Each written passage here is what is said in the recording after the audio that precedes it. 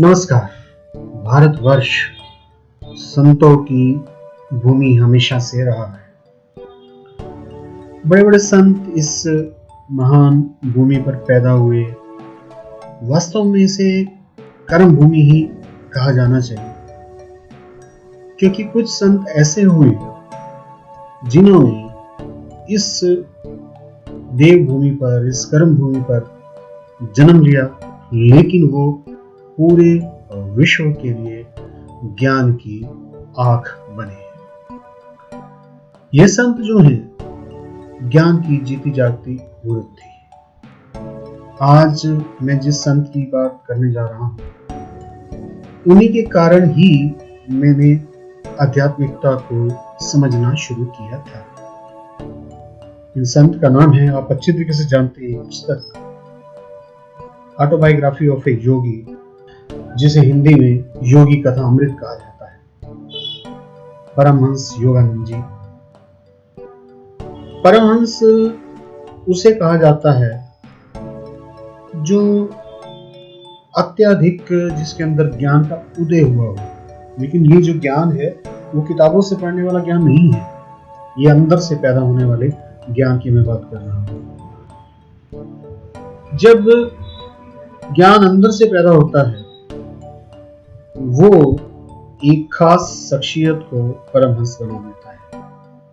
और जब वो शख्सियत परमहंस बन जाती है तो उसके लिए सीमाओं के भेद खत्म हो जाते हैं। उसके लिए फिर ना कोई हिंदू होता है, ना मुस्लिम होता है, ना क्रिश्चियन होता है, ना यहूदी होता है, ना जैन होता है। उसके लिए होता है तो केवल मानव होता है। परमहंस योगानंद जी एक ऐसे ही संत थे और हैं, क्योंकि संत कभी जाते नहीं हैं।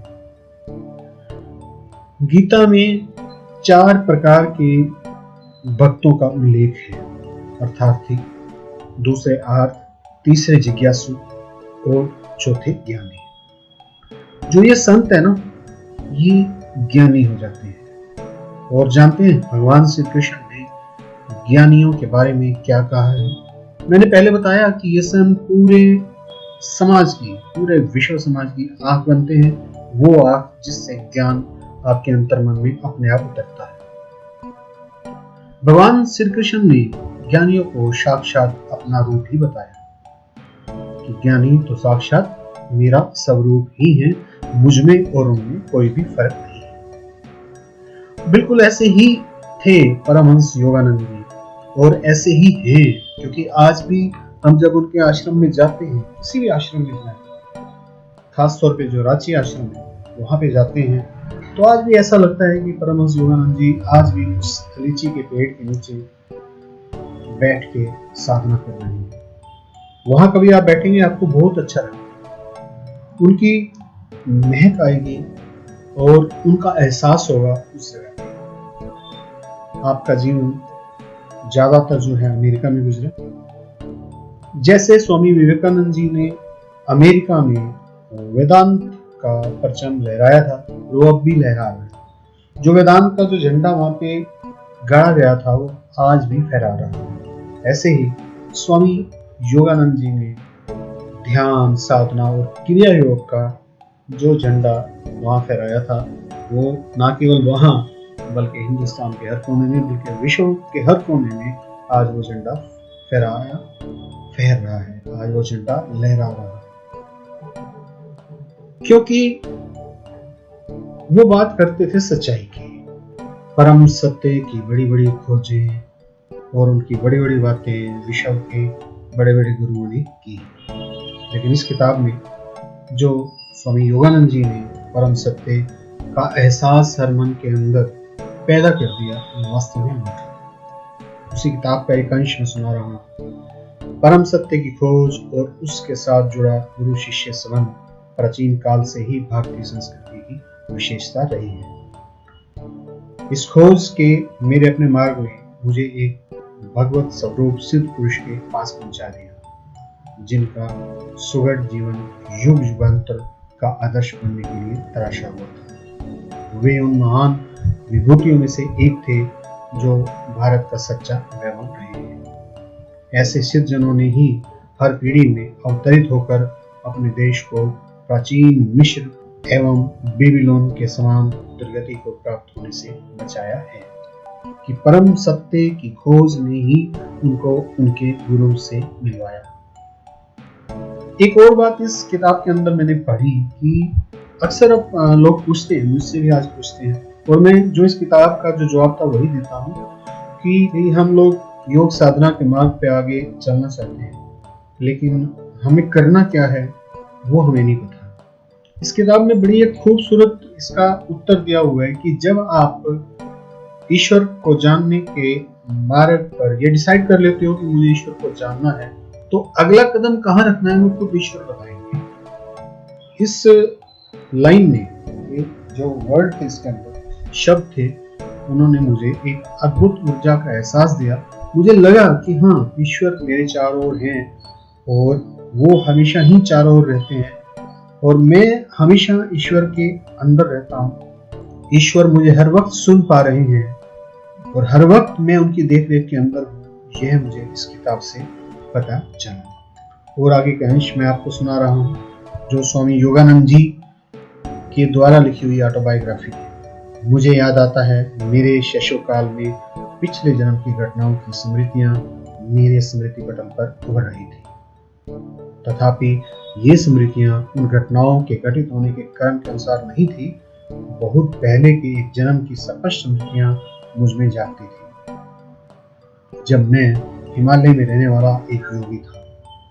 अतीत की इन जातियों ने किसी अज्ञात कड़ी से जुड़कर मुझे भविष्य की झलक दिखाई। शिशु अवस्था की असहाय अवमाननाओं की स्मृति मुझ में अभी भी बनी हुई है। चल फिर पाने में और अपनी भावनाओं को मुक्त रूप से व्यक्त कर पाने में असमर्थ होने के कारण मैं विशुद्ध सा रहता था। अपने शरीर की अक्षमताओं का भान होते ही प्रार्थना की लहरें मेरे भीतर उठने लगती थी। मेरे व्याकुल भाव अनेक भाषाओं के शब्दों में मेरे मन में व्यक्त होते थे। विविध भाषाओं के आंतरिक संदर्भ के बीच में धीरे धीरे अपने लोगों के बंगाली शब्द सुनने का अभ्यास होने लगा। यह थी शिशु मन की मन बहलाने की सीमा, जिसे बड़े लोग केवल खिलौनों और अंगूठा चूसने तक ही सीमित मानते हैं।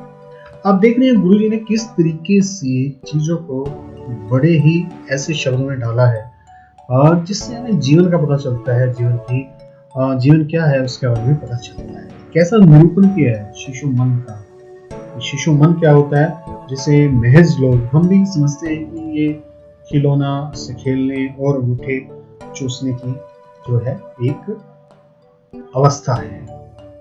फिर आगे परमहंस योगानंद जी इस बात को क्लियर करते हैं कि यह जो शैशव रूप में उनके समक्ष स्मृतियां उभर रही हैं, ये कोई बहुत ज्यादा बड़ी बात नहीं है। उनके अपने शब्दों में मैं बता रहा हूँ, मेरी इन सुदूरगामी स्मृतियों का होना कोई अपूर्व बात नहीं है। अनेक योगियों के विषय में ज्ञात है कि उन्होंने जन्म मृत्यु के नाटकीय अवस्था परिवर्तन में भी अपने आत्मबोध को बनाए रखा। यदि मनुष्य केवल शरीर होता तो निसंशय उसकी मृत्यु के साथ उसका अस्तित्व समाप्त, किंतु यदि युग युगांतर से सिद्ध महात्माओं ने सत्य प्रतिपादित किया है तो मानव मूलतः अशरीरी सर्वव्यापी आत्मा है। शैशव अवस्था से सुस्पष्ट मृत्युओं का होना विलक्षण तो है, किंतु ऐसी घटनाएं अति दुर्लभ भी नहीं है। अनेक देशों की यात्रा करते हुए मैंने अनेक सत्यनिष्ठ स्त्री पुरुषों के मुख से उनकी शैशव अवस्था की स्मृतियां सुनी। आपने देखा किस तरीके से गुरु जी ने अपने आप को इतनी एक अनूठी और एक दिव्य आत्मा होने के बावजूद अपने आप को एक आम जन से जोड़ा और बताया कि जो मुझे महसूस हो रहा है वो इतनी बड़ी बात भी नहीं। आगे सुनते हैं। मेरा जन्म भारत में हिमालय पर्वत श्रेणी के निकट स्थित गोरखपुर में 5 जनवरी 1893 ईस्वी को हुआ। वही मेरे जीवन के पहले 8 साल व्यतीत हुए। हम 8 बच्चे थे, 4 भाई और 4 बहनें। मैं मुकुंद लाल घोष भाइयों में दूसरा और माता पिता की चौथी संतान था। मेरे माता पिता बंगाली क्षत्रिय थे। दोनों ही संत प्रकृति के थे। उनके शांत एवं शालीन दाम्पत्य प्रेम में कभी कोई अनर्थक व्यवहार व्यक्त नहीं। अक्सर हम जो है बच्चों के सामने इस तरह की चीजें करते हैं, और ये बड़ी खास बात जो है उनके माता पिता के बीच की जो उन्होंने बताई कि बड़ा शालीन दाम्पत्य था। इस बात से एक तरीके का एक मैसेज हमें समझना चाहिए कि बच्चों के सामने जो दाम्पत्य जो प्रेम है वो शालीनता भरा ही होना चाहिए। आगे सुनते हैं। माता पिता के बीच आपसी सामंजस्य से चारों ओर चलने वाले 8 नन्हे जीवों के कोलाहल का शांत केंद्र था। तो आज इस तो इतना ही करते हैं। मैं इस कड़ी को चालू रखूंगा और मुझे बड़ा अच्छा लग रहा है उनके बारे में बात करना, जिनका बचपन का नाम था मुकुंदलाल घोष, और वो हैं क्रिया योगा के विश्व गुरु युवानंद परमहंस जी।